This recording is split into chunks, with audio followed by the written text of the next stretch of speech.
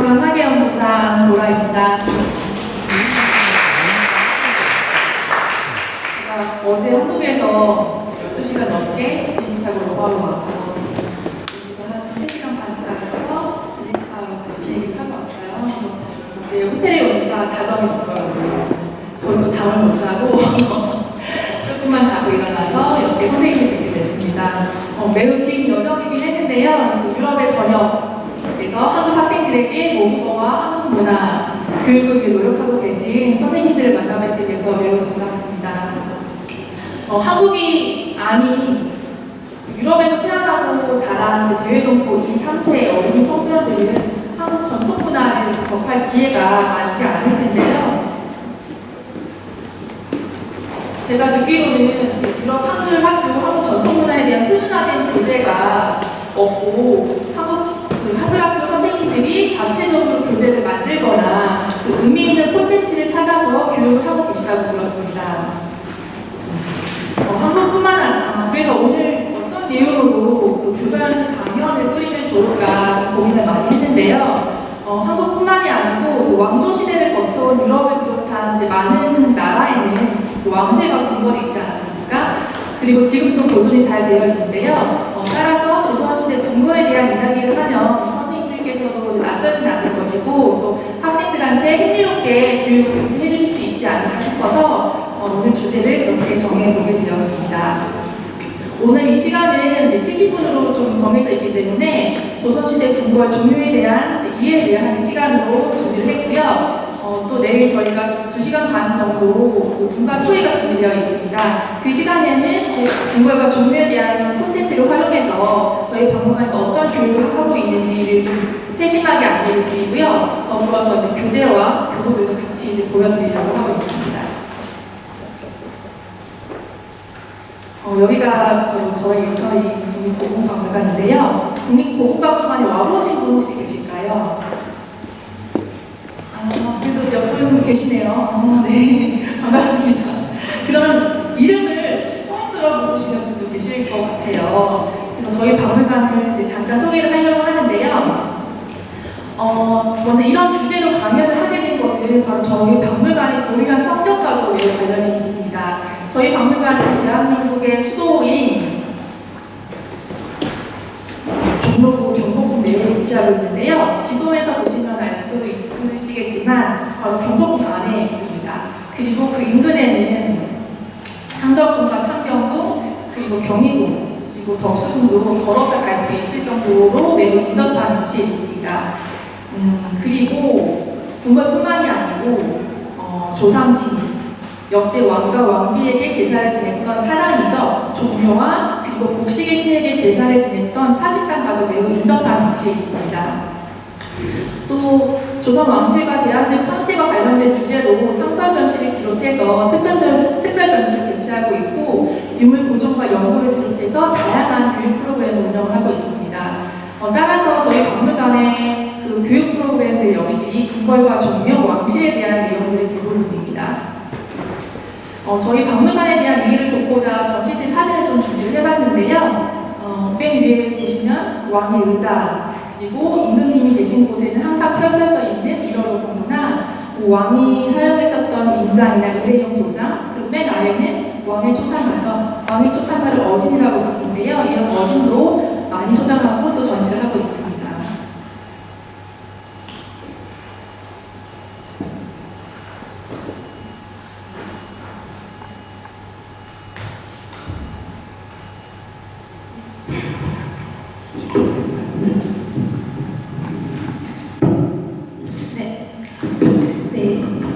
그리고 이제 왕실 생활과 관련한 여러 가구류, 생활용품, 서화류 등의 그림도 있고요.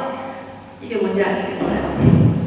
저희 대한제국 시기에 순종 황제와 그리고 그의 부인이신 순정용 황후가 타셨던 그 자동차를 비롯해서 다양한 유물을 전시를 하고 있는데요. 특히 국보와 보물로 지정되어 있는 조선왕조 실록이나 의궤와 같은 소중한 왕실 기록물도 있고요. 그리고 유네스코 세계기록유산으로 등재되어 있는 그리고 보물 지정 예고를 앞두고 있는 어보와 어체, 그리고 어진과 다양한 궁궐 장식이 있었던 병품 등의 회화류가 있습니다.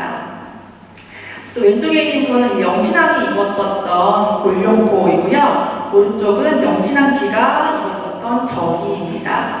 그리고 유네스코 세계기록유산 아테지역 목록에 지정되어 있는 궁궐에 걸었었던 다양한 현판들도 소장을 하고 있습니다. 이곳은 아마 저희 박물관에 와보셨었던 많은 선생님들께서도 절대 들어가 보실 수가 없는 공간입니다. 바로 박물관의 가장 깊숙한 공간이자 은행으로 치면은 금고라고 할 수 있는 수장고입니다. 우리의 소중한 문화유산인 그 수장고의 안전한 환경에서 관리가 되고 있는데요. 수장고는 저희 박물관에서도 아무나 들어갈 수 있는 공간이 아닙니다. 수장고를 관리하고 그리고 유물을 담당하는 직원들만이 그 정해진 시간에 허가를 받고 들어가게 되어 있는데요. 또 이게 한 명만은 들어갈 수가 없어요. 유물이 있기 때문에 반드시 2명 이상의 조를 짜서 들어가서 유물을 조사를 하고 관리를 하고 있습니다.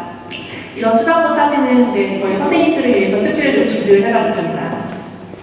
앞에 보셨던 거는 실록이나 의뢰와 같은 전적 유책 등을 보관하고 있는 거고요. 여기는 병품을 세워서 묶어서 보관하고 있고, 이거는 복식을 가지런히 보관을 해서 구겨지지 않도록 안전하게 보관을 하고 있는 모습입니다.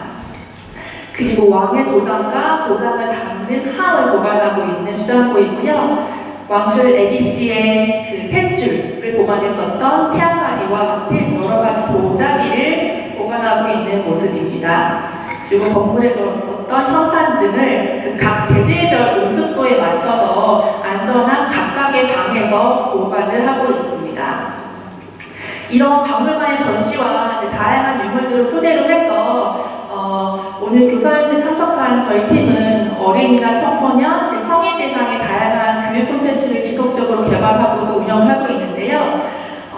메뉴에 보시면은 경복궁 탐험대라고 해서 경복궁과 관련된 교육도 있고요. 그리고 임금님 알고 싶어요라고 해서 임금님에 대해서 깊이 있게 이해해보는 수업에서부터 아래에 보시면은 도전 메이원 어이라고 해서 그 왕의 몸과 건강을 진찰했었던 어이가 되어보는 시간도 있습니다. 또 그 우측에는 아까 잠깐 사진에서 보셨을 텐데 그 황제께서 타셨던 자동차에 대해서 알아보는 이런 수업도 다양하게 준비를 하고 있습니다. 저희 박물관 홈페이지에 들어와 보시면은 따로 교육이라고 하는 코너가 있어요. 거기 클릭해 보시면은 그 각 대상별로 유치원부터 초등학교, 저학년, 고학년, 중학교 그리고 성인까지 교육 프로그램이 안내가 되어 있고 또 직접 저희 박물관으로 와서 교육을 받으시는 것도 있지만 온라인으로 줌을 통해서 교육을 하고 있기도 합니다. 물론 시차가 있고 또 여러 가지 환경상 유럽 한글학교 학생들이 듣기엔 좀 어려움이 있을 테지만 저희 박물관에서 어떤 교육을 하고 있는지 좀 유심히 보시고 좀 지원받았으면 하는 콘텐츠들이 무엇이 있을지 같이 고민을 좀 해주셨으면 좋겠습니다. 바로 저희 박물관에서 특수학급 학교에서 와서 교육을 하고 있는 모습이 왼쪽에 있는 거고요. 오른쪽은 저희 박물관 바로 옆이 경복궁이기 때문에 경복궁 현장 답사를 가서 수업을 하고 있는 모습입니다. 이처럼 저희 박물관은 그 교육을 해외 동포들에게도 전하고 한국 전통 문화 중에서도 왕실 문화에 대한 이해를 돕고자 작년 12월이죠. 독일 비스바덴에서 유럽 한글학교 협의회와 업무협약 MOU를 체결하였습니다. 이번 제18회 그 교사 연수 프로그램에 참여하게 된 것도 바로 작년 업무협약의 일환이라고 볼 수가 있겠습니다. 이한일 회장님과 그리고 저희 전시홍보과 과장님이신데요. 올해는 같이 오시지는 못했고 작년에 직접 독일 비스바덴 방문해서 업무협약을 체결하고 또 독일 그 비스바덴 한글학교나 유럽 한글학교 현황에 대해서 청취를 할 수 있는 기회가 됐습니다. 그리고 올해 2월에는 그 독일 비스바덴 한글학교에 저희 박물관 최고 인기 프로그램 중에 하나인데요. 임금님 알고 싶어요라고 하는 프로그램이 있습니다. 거기에서 사용하고 있는 그 교육 교재, 저희는 활동지라고 부르는데 울리죠. 네. 그 활동지랑 어보를 만드는 그 종이 키트가 있어요. 그래서 그 키트를 제공을 해서 많은 학생들이 설날 교육에 활용을 했고 또 아이들이 매우 즐거워했다는 회장님의 의견을 듣고 저희도 매우 뿌듯하고 보람이 있었습니다. 지금까지 이제 저희 박물관 소개랑 작년 MOU를 맺었던 그런 과정에 대해서 전반적으로 소개해 드렸는데요. 오늘은 이제 조선시대 궁궐과 종묘에 대해서 이해를 해보는 시간인데, 시간이 이제 70분으로 한정이 되어 있기 때문에 모든 궁궐을 다 알아볼 수는 좀 없고요. 그래서 경복궁이랑 창덕궁, 덕수궁 이제 잠깐 살펴보고 종묘에 대해서 짧게 이해해보는 시간으로 가보겠습니다. 궁궐은 이제 정치와 행정의 중심지죠. 그리고 왕실 가족들이 생활하던 공간으로서 그 풍수지리를 반영을 해서 세워졌는데요. 지도를 보시면 이런 지형입니다.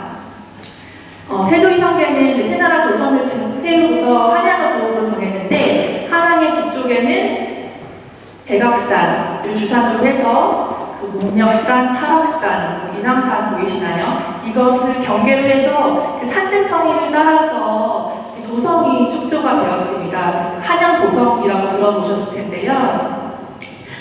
이 성을 쌓아서 외부로의 침입으로 이제 도심을 견고하게 보호하기도 했고, 동서남북에 흥인지문, 돈이문, 숭례문, 숙전문 이 4대문을 내서 출입을 하기도 했습니다. 궁궐과 종묘는 바로 이 4대문 안, 도성 안에 위치를 하고 있는데요.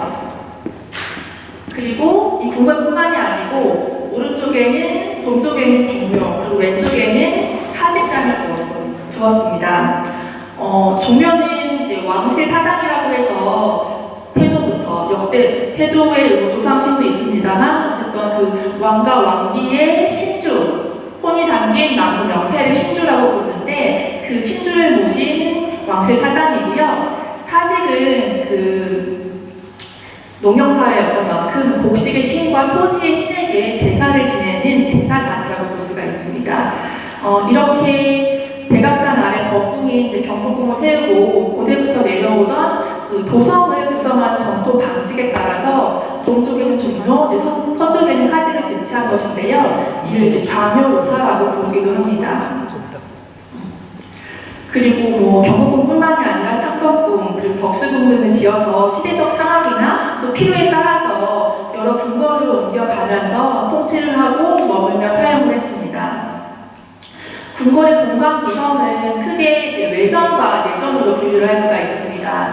외전은 정전과 편전으로 구성된 영역인데요. 정전은 외교 사신을 이제 맞이하거나 법령을 반포하는 등의 나라의 큰 행사를 치르는 공간을 말하고요. 편전은 왕이 일상적인 직무를 보았던 공간입니다. 또 외전과 반대되는 말로 내전이 있는데요. 내전은 왕과 왕비가 머물고 잠을 자는 침전, 그리고 왕실 가족들이 생활하던 공간을 내전이라고 합니다. 그리고 왕세자의 공간을 이제 동궁이라고 부르기도 합니다. 왜 동궁이라고 부르냐면요. 동쪽은 이제 해가 떠오르는 곳이잖아요. 그래서 미래의 태양, 미래의 왕이 될 주인공이 세자가 머무는 곳이라고 해서 동궁이라고 부르고 있습니다. 그 5대 궁궐이 바로 이렇게 있는데요. 경복궁은 근정전, 창덕궁은 인정전, 창경궁은 명정전, 덕수궁은 중화전, 경희궁은 숭정전이라고 부릅니다. 근데 5대 궁궐 중에서 한 궁궐만 정전의 이름이 좀 다르다는 것을 찾으실 수 있을까요?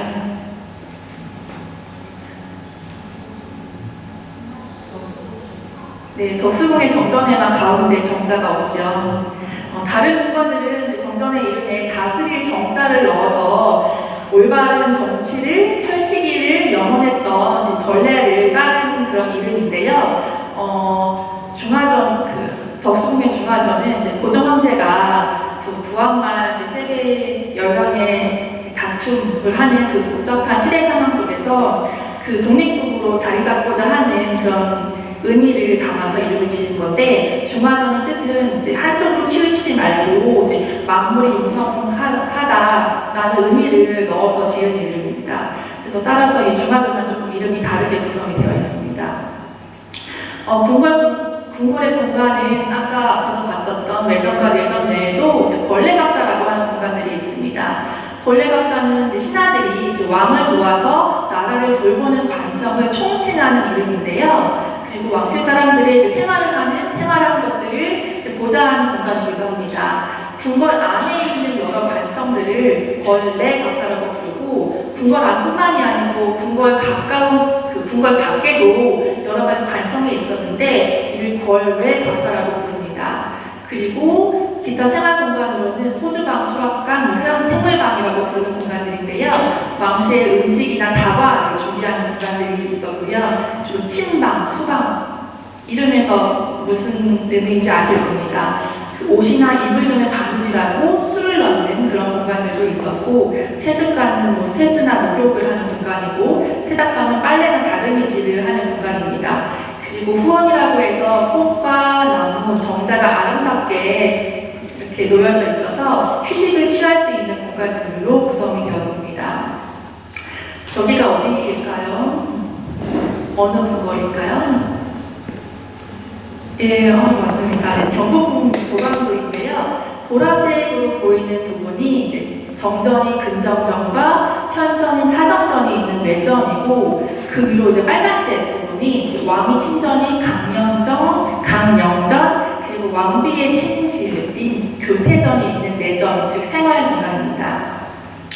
그리고 보라색 외전 오른쪽에는 아까 동쪽에 뭐가 있다고 했죠? 왕세자가 사는 동궁이 있는 공간이고요. 그리고 그 건너편에는 여러 가지 관청이 있는 권례각사, 이런 식으로 궁궐이 구성이 되어 있습니다. 자, 그럼 경복궁부터 좀 살펴볼게요. 경복궁은 많이들 아실 텐데요. 태조 이성계가 창건한 조선 제1의 법궁이고요. 그 성리학 이념을 바탕으로 해서 이제 원도 정치를 실현하고자 했었던 유교적 이상 사회를 구현하고자 했던 법궁 이념이 담겨져 있습니다. 그런데 저희 전통적인 건물들이 대부분 목조 건물이다 보니까 화재에 굉장히 취약했어요. 그 화재, 임진왜란과 같은 전쟁 때문에 굉장히 많이 훼손이 됐고 또 재건을 하고 이런 이제 역사적인 변천 과정을 계속 반복해 왔는데 이제 임진왜란 이후에 계속 이제 빈터로 남아 있다가 고종이 즉위한 후에 횡성대원군의 주도로 이 경복궁이 다시 중간공사를 하게 됩니다. 그런데 짓고 나서 또 화재가 발생을 해서 다시 고종 때 이르러 재건을 했고요. 그리고 또 아픈 이제 일제강점기의 역사 속에서 훼손됐다가 지속적으로 복원을 하고 있고 지금도 계속 그 여정이 이어져 오고 있습니다. 경복궁은 이제 바깥을 두른 사방에 4개의 문을 냈는데요. 바로 오른쪽, 동쪽에는 건축문, 서쪽에는 영추문, 남쪽에 정문이죠. 광화문이 있고 북쪽에는 신무문이 있습니다. 근데 동쪽과 서쪽의 문을 보시면 이름에 동쪽은 춘자가 들어가고 서쪽은 춘자가 들어가죠. 동쪽은 이제 봄을 상징하기 때문에 그 이름에 춘자가 들어가고요. 서쪽은 이제 해가 지는 곳이기도 하고 또 가을을 의미하기 때문에 춘자가 들어갑니다. 이런 이름을 붙이는 방식은 건축문과 영축문뿐만이 아니고 경복궁 안에서도 서로 양쪽의 대칭을 이루는 공간에서는 이러한 춘자와 춘자가 들어가는 이름들을 확인하실 수가 있습니다. 가운데가 바로 중심 건물인 근정전이고요. 이게 바로 경복궁의 남쪽에 있는 정문인 이제 광화문의 모습입니다.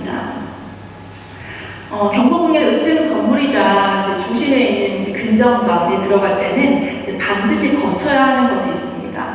무엇일까요? 바로 이제 파란색 물줄기 보이시나요? 바로 이 파란색 물줄기를 금천이라고 하는데요. 이 정문인 이제 광화문, 맨 아래에 있는 광화문, 그리고 흑내문, 그리고 근정전의 문인 근정문 사이에 이 금천이 흐릅니다. 금천이 흐르고 또 이 금천 위에 다리가 설치되어 있어서 이 다리를 통과해야만 했는데요. 이 궁궐의 금천과 다리에는 이제 돌로 만든 성스러운 동물들이 장식이 되어 있습니다. 바로 여기 있는데요. 좀 확대를 해보면 이게 바로 천록이라고 하는 상상 속의 동물입니다. 천록은 해치와 마찬가지로 잡기를 쫓는 역할을 해서 물을 타고 들어오는 나쁜 잡기를 내쫓는 벽사의 의미가 있었습니다. 따라서 경복궁에 입장하기 전에는 나쁜 기운을 씻으라는 의미로 이러한 그 벽사의 의미가 담긴 돌 조각들을 이 금천에 있는 이 다리에 장식을 많이 했습니다. 자, 이제 금천을 지나서 근정문을 지나서 드디어 중심 건물인 근정전에 도달을 했습니다. 근정전은 외빈을 맞이하거나 왕실의 큰 행사를 행사를 치르던 대표 정강인데요. 왼쪽에 있는 이런 것처럼 그 세종 때 이건 재연을 한 행사인데 세종 때 뭐 설날과 동짓날 문무 관료들에게 뭐 술과 음식을 베풀고 잔치를 했었던 장면을 재현한 모습입니다. 실제 조선시대 때 이런 식으로 근정전에서 행사가 있었다는 것을 보여드리기 위해서 찾아왔고요. 그리고 이 근정전은 주변을 보시면 이렇게 복도식 지붕은 있지만 기둥으로 이루어진 이제 건물의 행각이라고 부르는데 이렇게 행각으로 쭉 둘러싸여져 있습니다. 바로 이제 며칠 전에 경북에서 부지 패션쇼가 이 행각에서 열리기로 했었죠. 그리고 궁궐의 지붕을 보시면 좀 확대해 보면은 뭐가 보이시나요? 지붕마다 추념화를 위해 흙으로 빚어서 만든 잡상이라고 하는 이제 장식 기와를 올렸습니다. 잡상은 궁궐의 재앙을 막아주기를 기원을 해서 만든 것인데요. 서유기에 나온 삼장법사, 손오공, 저팔계, 사오정 형상을 했습니다. 이들은 모두 애군을 막아주는 신으로 알려져 있어서 궁궐 지붕에 장식 기와를 올렸는데 궁궐 건물의 규모에 따라서 위에 올라가는 잡상의 개수도 좀 달랐습니다. 근정전에는 지금 7개 굉장히 많이 잡상이 올라가 있는데 근정전 옆에 있는 이제 경회루라고 하는 부각에는 제일 많은 11개의 잡상이 올라가 있기도 합니다. 바로 이런 잡상의 모습이고요. 그리고 근정전 앞에는 이 부분이 이제 조정이라고 하는 부분인데 그 조정의 이 한 가운데는 지금 가운데 부분을 보시면은 양쪽과 다르게 조금 이렇게 올라와 있는 것을 보실 수가 있어요. 여기를 어도라고 하는데 임금만이 다닐 수 있는 길이었습니다. 도자는 당연히 길도자니까 아시겠지만 이 어자는 임금과 관련된 것에 많이 듣는 용어인데요. 예를 들면은 어진, 임금의 초상화를 어진이라고 하고 임금의 도장을 어보라고 하고 또 임금의 길을 어도라고 하는데 이 어자는 그 임금과 관련된 그런 용어에 많이 사용을 하고 있습니다. 그리고 어도 좌우에는 바로 이러한 정 1품부터 정 9품, 종 9품까지 그 품계석이라고 해서 신하들이 직급별로 도열하게끔 하기 위한 이제 석상이 세워져 있습니다. 그리고 근정전 앞에는 이렇게 이제 박석이라고 하는 우두투두란 돌을 깔았는데요. 요거 보이시나요? 바로 새로 만든 이제 쇠고리가 이제 박혀 있는 것을 보실 수 있습니다. 이게 왜 박혀 있었을까요?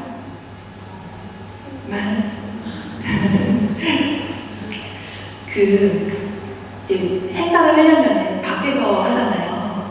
햇볕이 있거나 비가 오거나 하면은 위에다가 이렇게 가려져 천막이라고 하죠. 그런 걸 치는데 그거를 묶을 때 쓰는 도도입니다. 그래서 제가 중고등학교 때 이제 교장선생님이 이제 밖에서 훈화 말씀하시면은 되게 햇볕 뜨거울 때는 이제 몸 약한 친구들이 간혹 쓰러지기도 했었거든요. 그래서 이제 그런 거를 방지하기 위한 거라고 생각하시면 될 것 같습니다.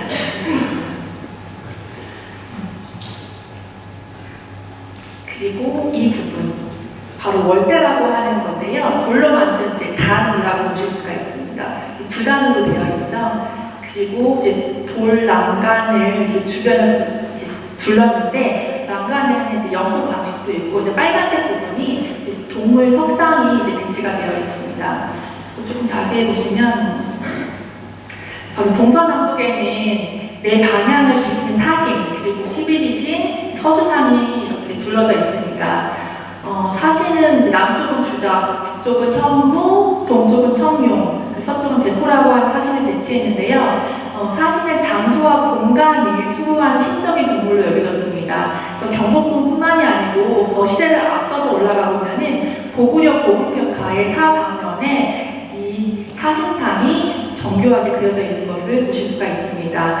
그리고 또 월대 난간에는 쥐, 토끼, 소 이런 12지신상이 아주 귀엽게 동물 석상으로 만들어져 있는데요. 12지신은 이제 하루가 12시간이라고 하는 것을 상징하기도 했습니다. 지금 24시간이지만 조선시대에는 12시간을 사용했었습니다. 그리고 조선의 국왕은 이제 하늘의 아들, 천자로서 공간과 시간을 관장하는 존재였는데 근정전 월대에 있는 이 동물들이 이런 것들을 상징한다고 볼 수가 있겠습니다. 조금 몇 개 확대를 해봤는데요. 꼬라미인데 하나도 무섭진 않죠. 그리고 원숭이인데 너무 귀엽게 생겼어요. 그래서 이 근정전에 이제 위상과 이제 법전으로서의 이제 격식을 보여주는 거이기도 하지만 민화에서 흔히 볼 수 있는 약간 해악 그리고 친근함도 이 동물 석상을 통해서 느껴볼 수가 있겠습니다. 바로 이제 근정전의 현판, 처마 밑에 달려있는 현판이고요. 현판도 굉장히 이제 글씨도 다양하고 문양도 다양해요. 그래서 왕이 쓴 글씨, 어필, 또 세자가 쓴 글씨를 예필이라고 하는데 이건 왕의 글씨는 아닙니다만 왕이나 세자의 글씨를 새기기도 했고 또 글씨를 잘 썼던 신하들이나 명필가의 글씨, 또 중국의 유명한 서예가의 글씨를 따와서 현판의 글씨를 구성하기도 했습니다. 그 현판 테두리에 지금 뭔가 액자 같은 게 보이시죠? 이런 테두리인데 여기는 지금 7부분이라 장식이 되어 있지만 또 다른 현판에는 아름다운 꽃도 있고 복숭아나 석류와 같은 다산과 풍요를 상징하는 그런 과실 문양을 그리기도 했습니다. 자, 그러면 안으로 들어가 보겠습니다. 아까 근정전 봤을 때 몇 층이었죠? 밖에서 봤을 때 2층이죠. 근데 안에 들어오면 통으로 이어져 있어요. 2층으로 나눠져 있는 게 아니라 통층으로 이어져 있는 이제 구조인데요. 기둥이 2층까지 쭉 연결이 되어 있어서 이제 개방감을 주고 매우 넓은 공간입니다. 가운데는 임금이 앉는 의자인 이제 이런 어자나 어자 뒤에 이제 복병이라고 해서 뒤를 두르고 있는 병풍이고요. 그리고 그 뒤로는 이제 1호로 봉도 병풍이 있습니다. 그리고 지금 이 사진에서는 보이진 않지만 위를 쳐다보면은 이렇게 이제 고개라고 해서 용이나 또는 이제 공항이 장식된 것들로 꾸며져 있습니다. 그리고 근정전 천장에는 지금 공항은 아니고 이제 용이 구름 속에서 여의주를 바라보고 있는 모습이 조각이 되어 있는데 이제 용은 또 왕실을 상징하는 대표적인 상상 속의 동물이기도 하죠. 여기 왼쪽에 두 사진 보시면 무슨 색깔이죠? 지금 빨간색이죠. 빨간색은 이제 아무나 사용할 수 있는 게 아니고 주칠이라고 해서 저 왕이 앉는 의자나 왕실에서 사용했었던 가구류에 이제 붉은 색깔을 사용했었고요. 또 뒤에 다른 궁궐에서는 이 붉은색이 아닌 이제 황색이 사용되는데 그걸 다시 한번 보여드리고 다시 말씀을 드릴게요. 이거 무슨 자인가요? 물숫자죠. 바로 이제 궁궐은 나무로 만든 목조 건물이었기 때문에 화재로 훼손되기가 매우 쉬웠습니다. 근데 이 숫자를 좀 확대해서 보시면 용자예요.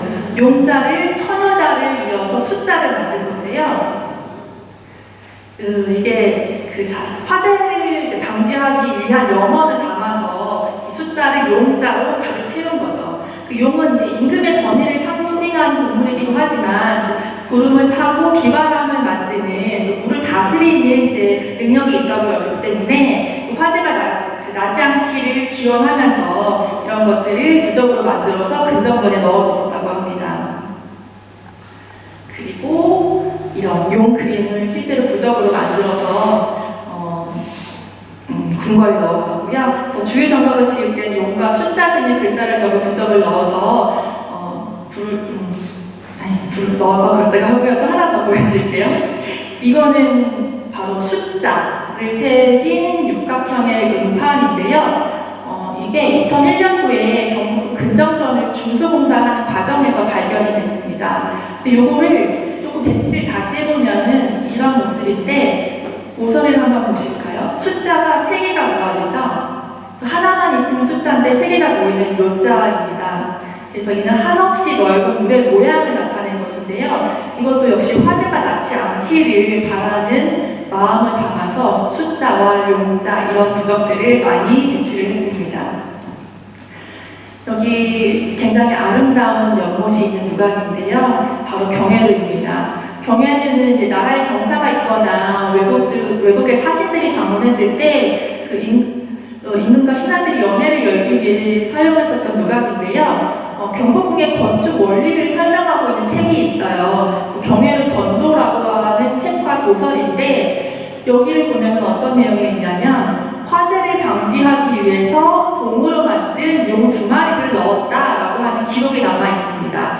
근데 실제로 1997년에 이 경해로 연못을 물을 가는 그런 검사를 했었거든요. 이제 그때 실제로 용이 발견이 됩니다. 근데 기록에는 2마리를 넣었다고 했는데 1마리밖에 발견을 못했어요. 그래서 기록에 2마리라고 하고 1마리만 넣었는지 아니면 1마리는 파손이 됐는지 모르겠지만 어쨌든 기록과 일치하는 실제 유물이 발견이 됐고 현재는 저희 박물관 대표 소장품으로 이렇게 전시를 하고 있습니다.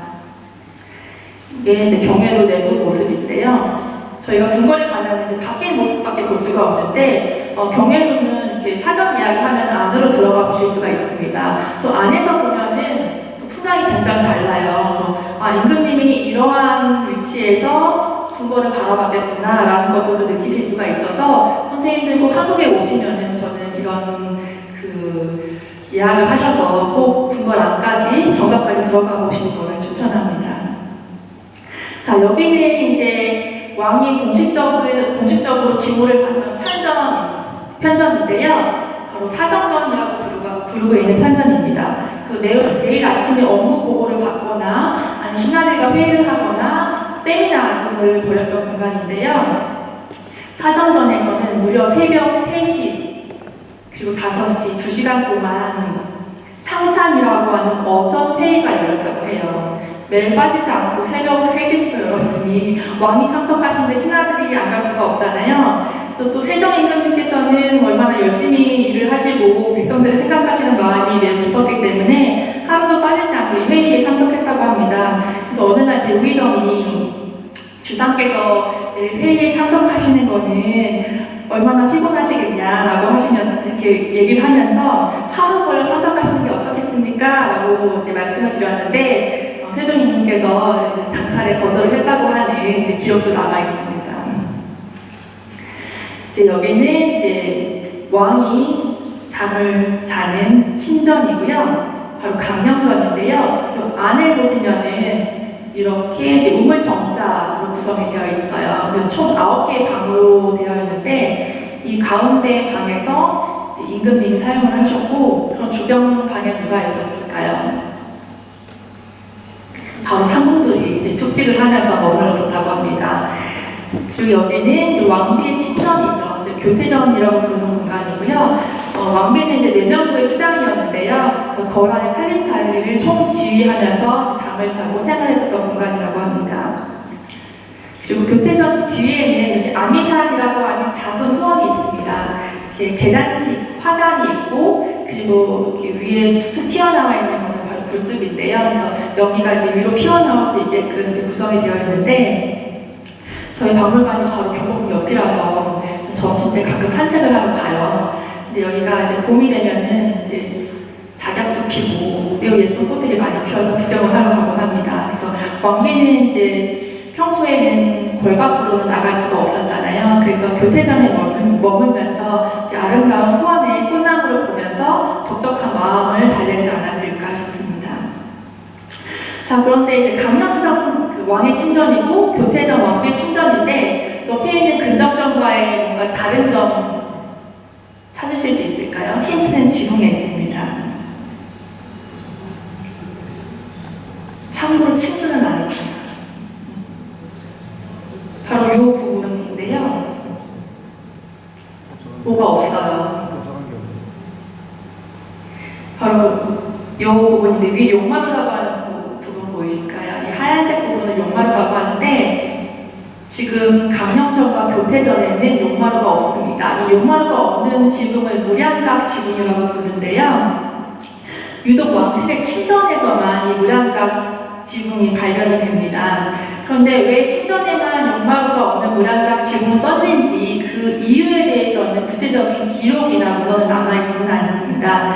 다만 왕과 왕비의 침전이라는 그 상징성과 뭔가 차별성을 주기 위해서 이런 무량각 지붕이라고 하는 특수한 그런 차별점을 둔 것이 아닐까 그렇게 저희는 추정을 하고 있습니다.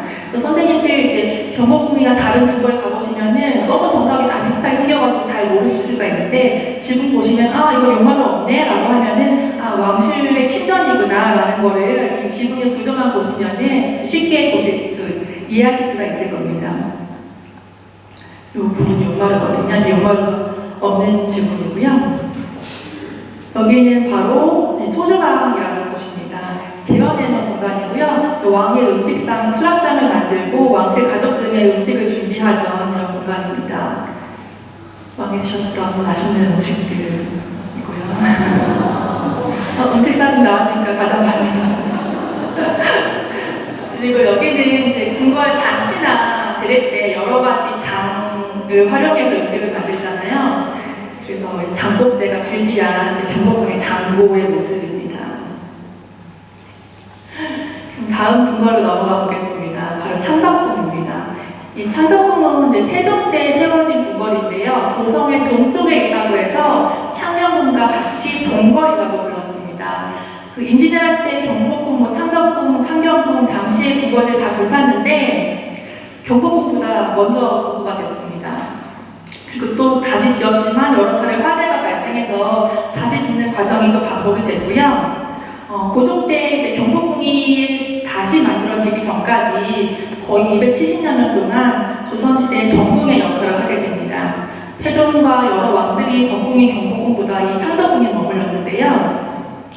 특히 그 대한제국의 마지막 황제인 순종과 그 가족들이 창덕궁에서 마지막까지 머물기도 했습니다.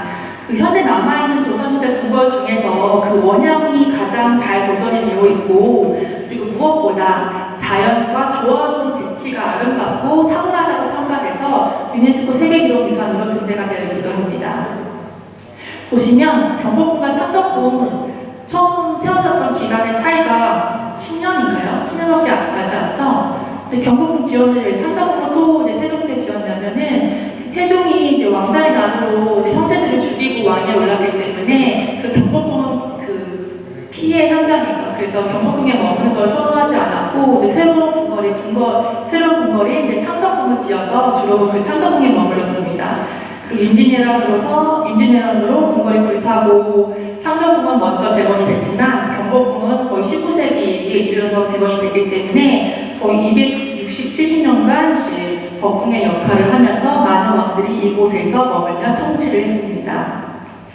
그리고 1920년대, 1900년대 가면 그 창덕궁이 훼손되기도 하고 또 서양식 그런 건축물과 관련된 부분들로 변화가 되기도 하는데 그 부분은 조금 더 다시 한번 설명을 드리겠습니다.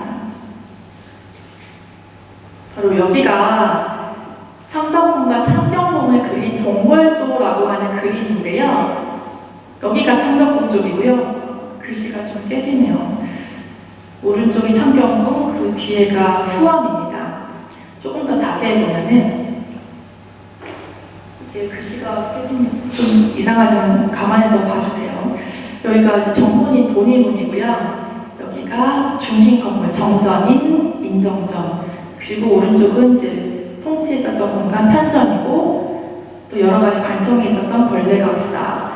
그리고 선원전은 그 왕의 초상화인 어진을 모시고 제사를 지냈던 이제 진전이라고 하는 공간인데 여기 선원전도 있었고 왕실 사람들의 생활 공간은 내전, 그리고 왕세자의 생활 공간인 동궁, 그리고 뒤에는 꽃과 나무 아름다운 정자들이 있어서 휴식을 취했었던 후원이 있고 왼쪽엔 대보단이라고 해서 그 임진왜란 때 명나라 황제가 군사를 보내줬었기 때문에 이 명나라 황제에 대한 감사한 마음을 표현하는 그 제사단이거든요.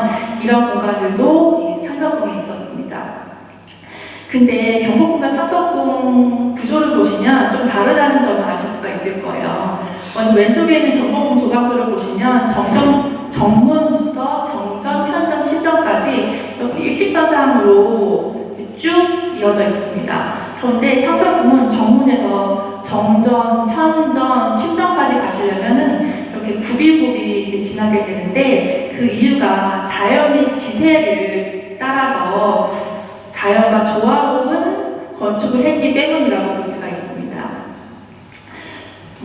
실제로 가보면은 저도 경복궁보다 창덕궁이 훨씬 더 아름답고 좋더라고요. 그리고 경복궁에서도 근정전에 가기 위해서는 금천과 다리를 건너야 되는데 이 창덕궁 인정전으로 가기 위해서도 바로 다리가 있었습니다. 이 다리에는 이런 상상 속의 동굴증이 있고요. 그리고 바로 여기가 창덕궁의 정전 인정전입니다. 바로 바로 앞에는 의식을 치르는 마당인 조정이 있고, 그리고 바로 풍계석이 있죠. 그리고 여기는 이제 임금이 오르내리는 계단인데요. 가운데는 이제 답도, 봉황 문양이 새겨져 있는 이제 답도를 보실 수가 있습니다. 인정전은 이제 근정전처럼 마찬가지로 2층이지만 실제로 안으로 들어가 보시면 통층의 건물, 이제 한 층으로 쭉 이어져 있습니다. 그리고 양쪽에는 조금 사진이 작은데 뭔가 보이실까요? 바로 요건데요. 궁궐 건축물은 대부분 이제 나무로 지어져 있고 서로 이제 행각이 이어져 붙어 있기 때문에 한번 불이 나면은 그 번지는 속도가 매우 빨랐습니다. 그래서 신속하게 불을 끄기 위해서 곳곳에 방화수와 사다리, 드문을 배치를 했는데 이 월대 모서리를 보시면은 이제 물을 담아놓는 커다랗고 널쩍한 물동인 드무가 설치가 되어 있습니다. 드무에는 이제 방화수, 이제 물을 담아놨는데 이거는 이제 불이 나면 빨리 끄기 위한 용도이기도 하지만 동시에 이제 불귀신이 왔을 때 물에 비친 본인의 모습을 보고서 놀라서 도망가게 했다라고 하는 이제 주술적인 의미도 담겨 있습니다. 그리고 이 지붕 보시면 뭐 특이한 거 보이실까요? 뭔가 점점점점 바로 확대해서 보면 이건데요. 무슨 꽃일까요? 이화문, 오약꽃문이라고 하는데 오약꽃은 자두꽃입니다. 네. 그래서 저희 그 이성계 바로 이씨잖아요. 오약일식, 오약일자를 따서 그 조선왕실 상징하는 무늬로서 그 이런 이화문 문양을 많이 새겼습니다. 그래서 궁궐에도 있고 다양한 뭐 식기나 공예품 등에도 이 오약꽃 무늬가 많이 활용이 되어 있습니다.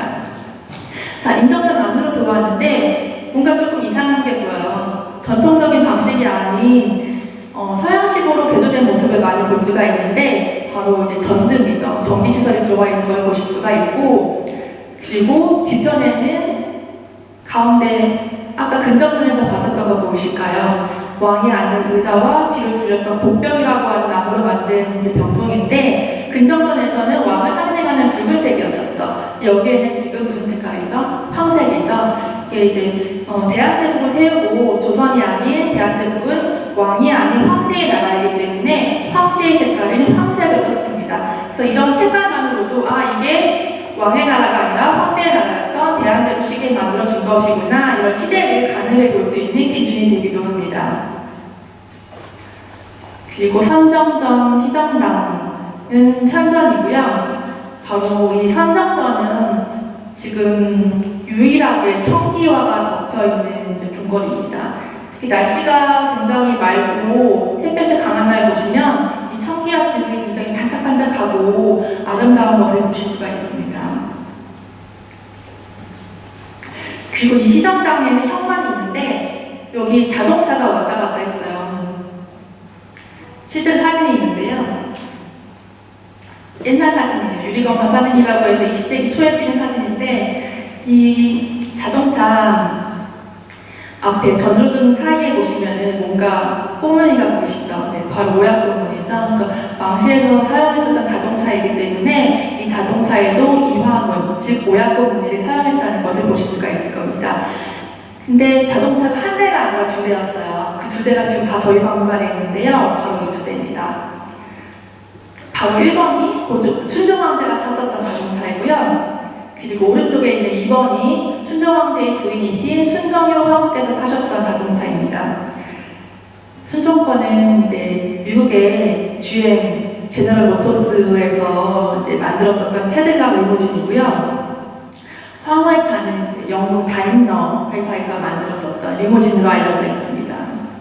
저희 박물관 보시면은 두 대가 딱 놓여져 있는데 남녀노소, 한국인, 외국인 불문하고 너무도 좋아하시더라고요. 그래서 그 앞에서 사진도 많이 찍으시고요. 안으로 들어가 볼 수는 없고 또 당연히 운전을 할 수는 없지만 너무 다들 즐거워하시는 유물이라서 선생님들한테도 같이 소개를 해보고 싶었습니다. 자, 그러면 희정당 안으로 들어가 봤는데요. 안에 보시면은 바로 전기가 들어온 곳을 보실 수가 있고 또 창호가 아니고 유리 문짝이 붙어 있는 것을 보실 수가 있어요. 그리고 가운데에는 서양식 탁자, 테이블 같은 것도 있고요. 그리고 바로 이건 벽화입니다. 바로 이런 벽화가 있고, 또 반대편에는 이런 총석정, 위에 있는 거는 이제 금강산의 모습을 그린 거고, 아래에 있는 건 총석정의 모습을 이제 그린 건데, 조선시대 건물에 이렇게 벽화를 그리는 예는 거의 없습니다. 이거는 19세기 말 20세기 초에 이제 시대가 변화하고 궁궐의 건축 양식들이 이제 변화하면서 이제 벽화를 그리기 시작을 했고요. 그리고 이제 대조전 역시 마찬가지인데요. 안을 보시면은 가운데 커다란 테이블, 의자 등을 보실 수가 있고, 또 위에는 전등, 그리고 유리 문자, 그리고 가운데 이렇게 또 벽화가 있습니다. 이렇게 봉황도 하악을 그린 그림이 있고요. 그리고 대조전에는 이렇게 완전 서양식으로 바뀐 부분들도 찾아볼 수가 있습니다. 아마 여기도 평소에는 들어가 볼 수 있는 공간이 아니라서 이렇게 궁궐에 이런 서양식 구조물이 있었나? 라고 처음 오늘 아시는 분들도 계실 텐데요. 세면대죠. 그리고 왼쪽에 있는 거는 목욕실이에요. 그래서 이렇게 서양식의 타일, 그리고 뭐라고 하죠? 욕실이라고 불러야 되나요? 이런 것도 있고요. 심지어 이발소도 있습니다. 우리가 전통적으로 신체 발부 수지 부모라고 해서 부모에게 받은 털업과 피부, 살갗은 함부로 건드리지 않고 소중하게 관리하고 보존해야 한다라는 것을 알고 있었는데, 이제 고종황제 때 단발령이 내려지면서 실제로 궁궐 안에도 왕이 사용했었던 이발소가 있었습니다. 그리고 전통적인 온돌 방식이 아닌 이런 보일러실도 있습니다.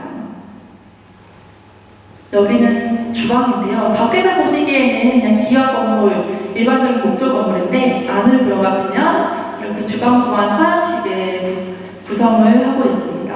오븐 보이시죠? 오븐도 있고, 이렇게 세면 조리도구 이런 식도 있고요.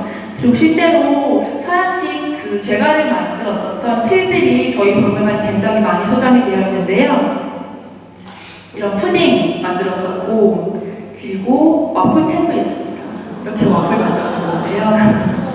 또 저희 박물관에 대학대국실이라고 하는 상사저수실이 있는데, 이 안으로 들어가 보시면 이렇게 서양식의 가구를 비롯해서 식기류들을 많이 만나보실 수가 있습니다. 그리고 여기는 이제 낙선제라고 하는 공간인데요. 조선의 헌종 임금이 서재 겸 그리고 사랑채로 사용했었던 낙선제이고요. 낙선제에는 헌종의 후궁인 경빈 김씨의 처소인 석봉권도 있었고, 그리고 대학대비가 머물렀었던 공간이 수각제도 이루어져 있습니다. 그런데 다른 궁궐의 건물과 좀 다른 점 혹시 아실 수 있을까요? 참고로 헌종은 평소에도 이제 검소했다고 알려져 있는데, 다른 궁궐의 정각에는 이제 단청이 화려하게 장식이 되어 있는 반면에 이 낙선제 구역에 있는 건물에는 단청이 없습니다. 그래서 평소에 이제 검소하고 소박한 모습을 구현하고자 했었던 이제 헌종의 마음 씀씀이를 아실 수가 있습니다.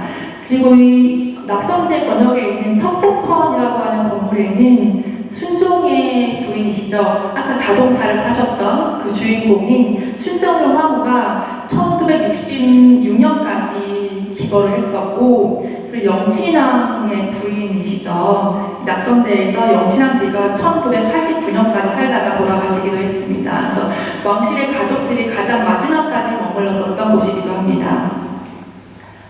자, 이렇게 벽도 아름답게 꾸며져 있고요. 그리고 바로 후원인데요. 창덕궁은 이제 다른 궁궐보다 특히 왕실 사랑을 많이 받은 것은 넓고 아름다운 후원이 있었기 때문입니다. 또 후원은 이제 왕가의 휴식 공간, 그리고 산책을 하기 위한 공간이기도 했지만, 자연 풍광을 느끼면서 시를 짓기도 했고, 또 학문을 논하기도 했고, 또 넓은 이제 터가 있는 공간에서는 활쏘기를 하거나 과거 시험을 치르기도 했습니다. 바로 여기가 창덕궁의 가장 아름다운 후원 중에 하나라고 볼 수가 있는 이제 규장각이고요. 이렇게 육각형의 지붕도 있고, 연못과 아름다운 정자, 그리고 암석 등도 이렇게 주고, 또 겨울에 가시면 이렇게 아름다운 풍광도 보실 수가 있는데, 창덕궁 후원도 예약을 하고 들어가셔야 돼요. 창덕궁과 후원은 이제 별도의 예약 체계를 하고 있는데 저는 정말 추천드립니다. 꼭 오시면은 창덕궁의 중심 이제 정치를 하고 생활하는 공간도 물론 의미 있고 아름답지만 후원은 너무 아름답기 때문에 꼭 한 번씩 와 보시기를 추천을 해드립니다. 그리고 덕수궁인데요. 덕수궁은 이렇게 위에서 한눈에 보일 만큼 지금은 권역이 많이 이제 철거되어 일제강점기 때 훼손되고 철거되어 많이 남아있지는 않습니다. 덕수궁은 임진왜란 때 의주로 피난을 갔었던 선조가 한양으로 돌아와서 임시로 머물렀었던 궁궐입니다. 원래는 월상대군의 후손의 저택과 민가였던 곳인데요. 여기를 이제 행궁으로 삼은 것입니다. 원래 이름은 이제 경운궁이라고 했었고요. 광해군이랑 인조가 이제 여기서 즉위를 했는데 여기 별로 머물지는 않으셨고 아까 봤었던 창덕궁에 주로 머물면서 통치를 했습니다. 그러다가 덕수궁이 다시 이제 중심이 될 때가 바로 이제 고종 때인데 고종 임금이 이제 을미사변이죠. 그 명성황후가 시해된 사건으로 인해서 러시아 공사관으로 피신을 했었습니다. 근데 러시아 공사관이 경운궁, 덕수궁과 매우 가까이 위치해 있습니다. 그래서 다시 이제 경복궁으로 돌아오지 않고 이제 경운궁으로 가서 거기서 머물렀는데요. 이 고종이 이제 대한제국 황제의 나라를 선포를 하고 즉위를 하면서 바로 이 덕수궁은 여러 가지 정각들을 다시 세우면서 궁궐의 체제를 갖추게 됩니다. 바로 여기가 이제 덕수궁의 가장 중심이 되는 정전인 중화전으로 들어갈 수 있는 길목이고요. 이 건물의 중화전입니다. 그런데 다른 정전과 다르게 한쪽으로 지어졌죠. 근데 원래는 2층으로 지어졌었는데 또 화재가 나요. 그래서 불타서 다시 지으려다 보니 이게 예산도 없고 또 여러 가지 어지러운 수국상 단층으로 축소를 해서 지었습니다. 여기서 이제 황제국의 흔적을 좀 찾을 수가 있습니다. 중화전의 드무, 그러니까 불이 날 것을 대비해서 물을 담아두는 그런 드무였는데 여기 한자가 만세라고 써 있어요. 그래서 왕의 국가에서는 천세라고 했는데 황제의 국가에서는 만세라는 표현을 썼었고 그리고 근정전의 답부에서는 봉황이 새겨져 있었는데 여기는 지금 용이 새겨져 있고요. 그리고 제가 아까 임금의 색깔인 이제 주색이라고 했었죠. 근데 대한제국은 이제 황제의 나라가 됐기 때문에 창살에도 이제 금색을 취했습니다.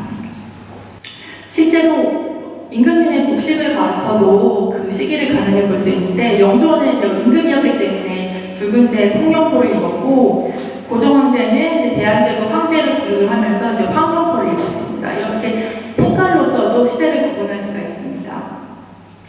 여기 어디인지 아실까요? 궁궐 안에 있는 건물인데 우리가 일반적으로 알고 있는 전통적인 건물과 매우 다른 모습이죠. 바로 석조전이라고 하는 이제 건물입니다. 고종 황제가 침정 겸 편전으로 사용하기 위해서 1900년부터 1910년 걸쳐서 지은 서양식 건축물입니다. 경운궁, 지금의 덕수궁이죠. 덕수궁 안에는 지금은 거의 남아있지는 않지만 이 석조전을 비롯한 서양식 건축물들이 굉장히 많이 있었는데 그 대한제국 시기에 이제 근대화를 위한 정책의 일환이라고 볼 수가 있습니다. 이게 총 3개의 층으로 구성이 되어 있어요. 그래서 맨 아래층은 이제 시정들이 기거하는 공간이었고 그리고 2층은 이제 접견실 그리고 3층은 황제의 서재, 침실 그런 것들로 구성이 되어 있었습니다. 근데 이 지붕을 보시면 바로 또 오약고 문양이 새겨져 있는 것을 보실 수가 있죠. 자, 안에 혹시 가보신 적 있으실까요? 석조전 지금 공개를 하고 있습니다. 물론 이제 복원을 한 건데요. 안의 모습은 이렇게 중앙에 큰 홀로 구성이 되어 있고 여기 석조전 식당입니다. 여기에는 접견실 그리고 황제의 침실인데요. 침대 보이시죠? 전통적인 방식과 다르게 이렇게 서양식으로 바뀌었다는 것을 보실 수가 있고 또 여기 황후의 침실입니다. 아래 이제 카페트, 나무 바닥이 아닌 카페트 깔려있죠. 자, 여기는 이제 정관원이라고 하는 휴식 건물인데요. 1900년경에 이제 러시아의 건축가인 사바틴이라고 하는 사람이 이 건물을 설계했다고 알려져 있습니다. 이제 한식과 양식을 이제 절충해서 만든 건물인데요. 이렇게 서양식 건물인데 보이지만 한국식의 전통 문양들이 사용된 것을 보실 수가 있습니다.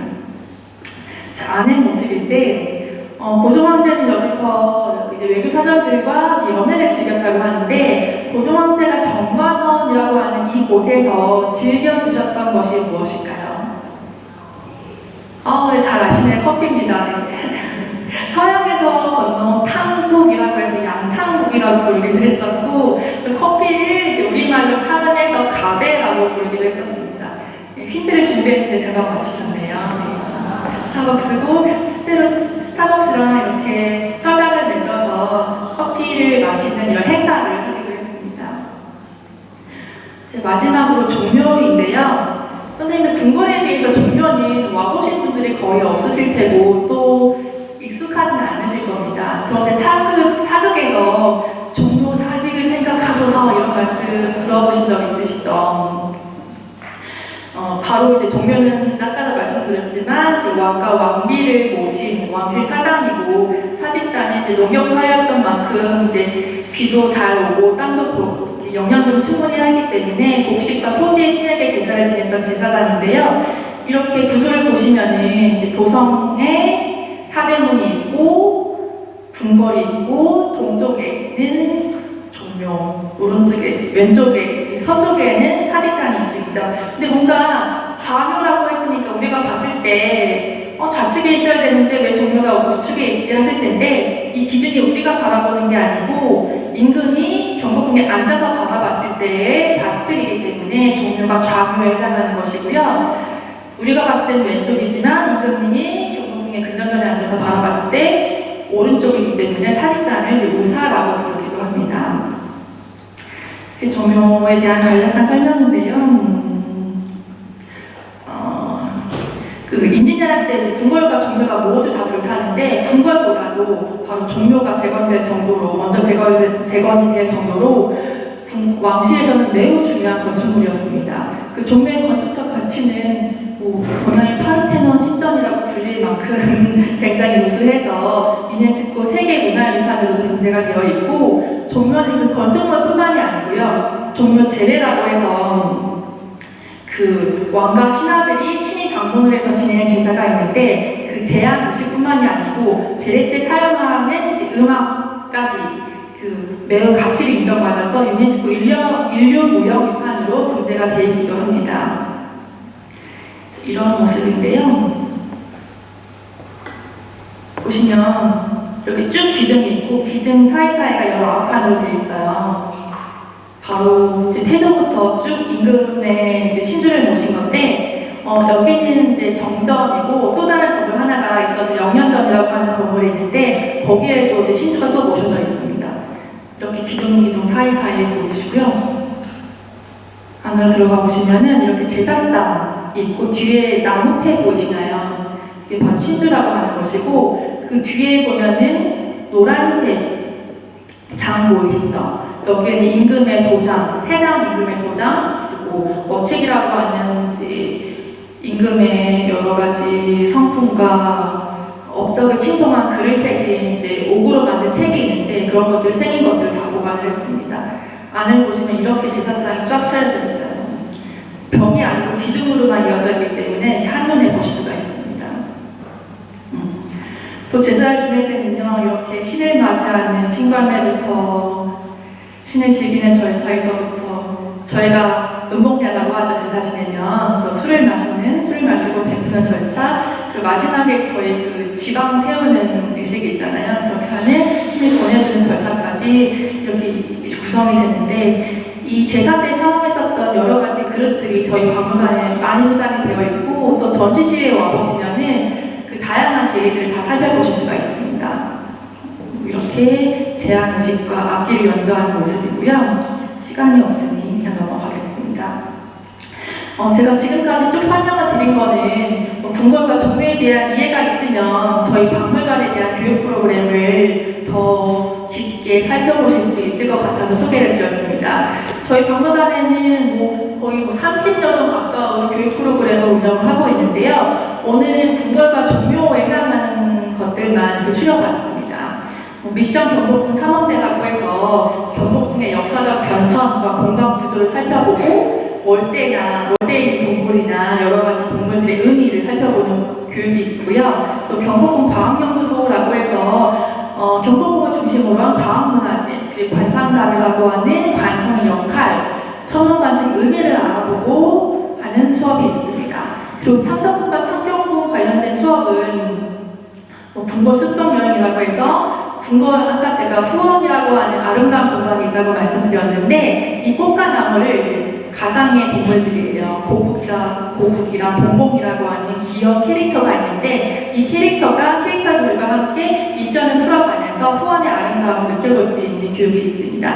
이거는 이제 영상과 퀴트가 한 세트인데 영상은 저희 박물관 홈페이지에서도 무료로 보실 수가 있고 또 유튜브에도 올라와 있습니다. 그리고 덕수궁은 대한제국 황제의 꿈이라는 교육이 있고 또 종묘는 영혼을 꿈꾸는 종묘라고 하는 교육이 있는데 저희가 내일은 이것 중에서 한 3개를 샘플 강의를 하고 또 교재를 드리려고 해요. 이런 미션 경복궁 탐험대라고 하는 교육, 그리고 궁궐 습성 여행, 그리고 영혼을 꿈꾸는 종묘라고 하는 수업을 내일 다시 한번 말씀을 드리고자 하고요. 그리고 이제 궁궐 습성 여행은 이런 만들기 키트도 준비가 되어 있고요. 종묘는 이렇게 입체 퍼즐도 준비가 되어 있습니다.